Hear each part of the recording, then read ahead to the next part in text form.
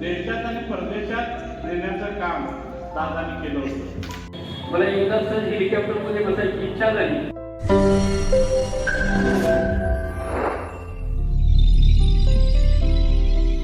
नमस्कार, मी आहे किसन दाभाले आणि आपण बघताय दख्खन मीडिया. गडिंग्लजमध्ये पद्मश्री डॉक्टर डी.वाय. पाटील यांना श्रद्धांजली अर्पण करण्यासाठी शोकसभेचं आयोजन करण्यात आलं.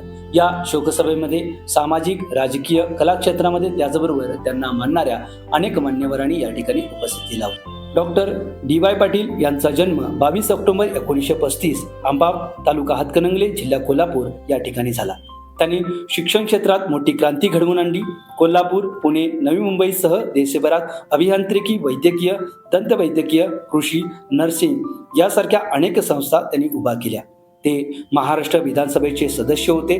नंतर त्रिपुरा, बिहार, पश्चिम बंगालचे अतिरिक्त कार्यभार असलेले राज्यपाल म्हणूनही त्यांनी काम केलं.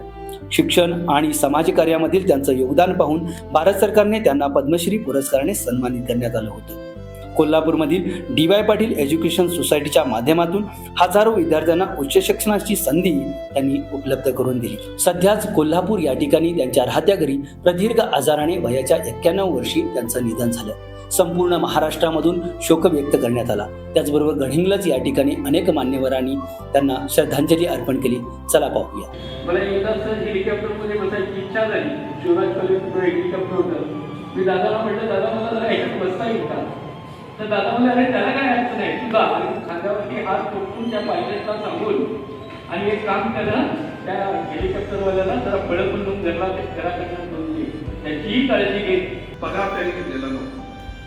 नामात्र 1 रुपये अशा पद्धतीचं संपूर्ण मानधन घेऊन त्यांनी पूर्ण राज्यपाल पदाची धुरा त्यांनी सक्षमपणे पार काढायचं त्यांनी काम केलं. कोल्हापूर जिल्ह्याचं नाव देशात आणि परदेशात नेण्याचं काम दादांनी केलं होतं. Padmashri doctor D Y. पाटील यांना दख्खन मीडियाच्या वतीनं भावपूर्ण श्रद्धांजली.